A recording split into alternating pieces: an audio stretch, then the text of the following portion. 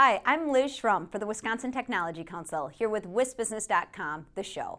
Just ahead, Tom Still talks about reaching out to companies that invest in Wisconsin.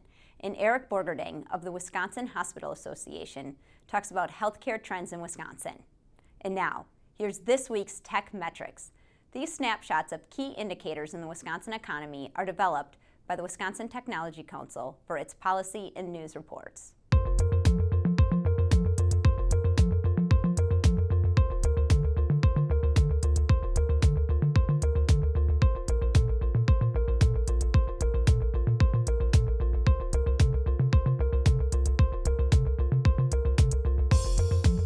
And now, here's Tom Still with his Inside Wisconsin commentary.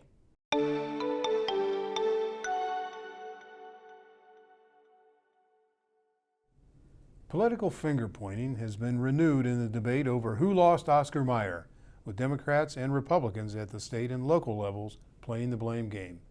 In truth, there was very little anyone in state or local government could have done once 3G Capital, the Brazilian private equity group, often aligned with billionaire Warren Buffett, sealed the deal to merge Heinz and Kraft, which owns Oscar Mayer Foods and its Madison plant. There's nothing in 3G's playbook to suggest it is anything other than ruthlessly efficient when it acquires companies, especially those with century-old meatpacking plants. Rather than continue to lament the scheduled closing of Madison's Oscar Mayer plant, public officials should roll out the red carpet for major companies that invest in Wisconsin. The acquisition of New Wave Medical by Ethicon, a subsidiary of Johnson & Johnson, is a case in point. In the same week when the Oscar Mayer debate flared anew, Cincinnati-based Ethicon announced it would add New Wave Medical to its multi-billion-dollar family. New Wave makes probes that attack soft tissue lesions, including cancerous tumors, destroying them with microwave energy. New Wave is a prime example of a homegrown company that has done what some economic development fishing expeditions fail to do: reel in a big fish from a bigger pond.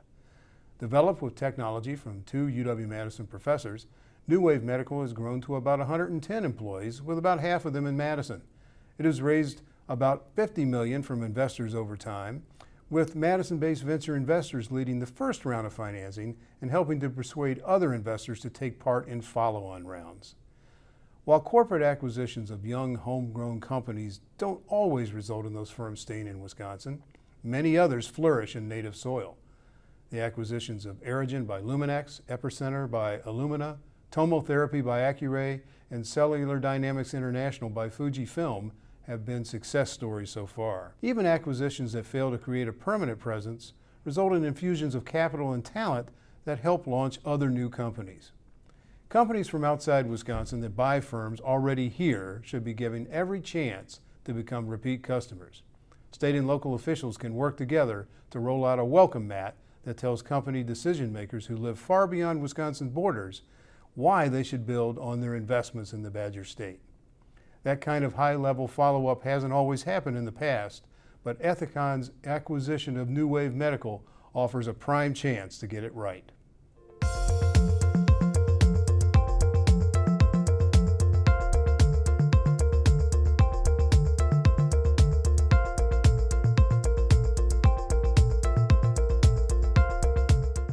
We're back with Eric Borgerding, President and CEO of the Wisconsin Hospital Association. Welcome, Eric.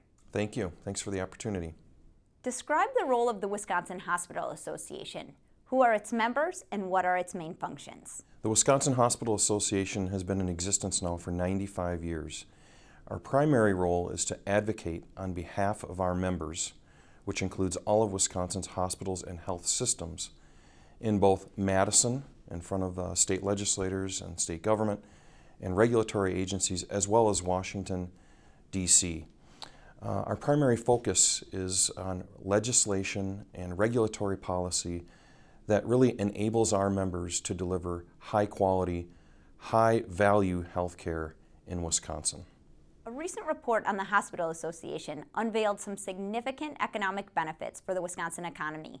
Please tell us more about that report. The economic impact of Wisconsin's hospitals and health systems is really significant in Wisconsin, about $26 billion annually impact just on the economy, employing well over 100,000 people. So it has a significant sort of impact on the economy sort of at that top line. But there are other important factors that Wisconsin hospitals and health systems lend to our state economy.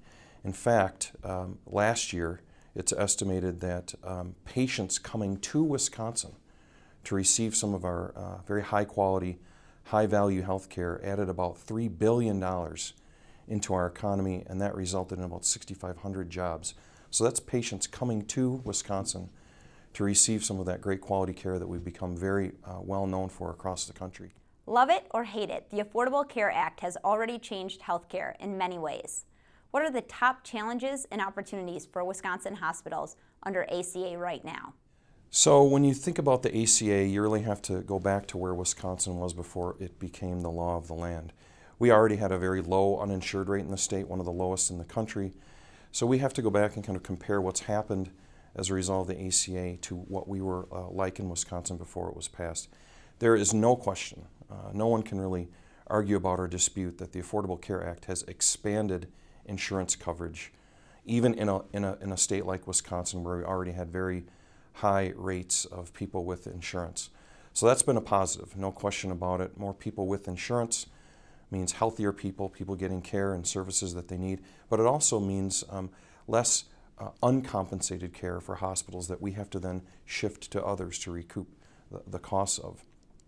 I think one of the challenges going forward is how do we sustain those gains that we've had in insurance coverage. The ACA is expensive. In fact, hospitals in Wisconsin took about $2.5 billion in cuts in Medicare reimbursement to pay for the ACA and those coverage expansions. And the cost of the ACA is going up.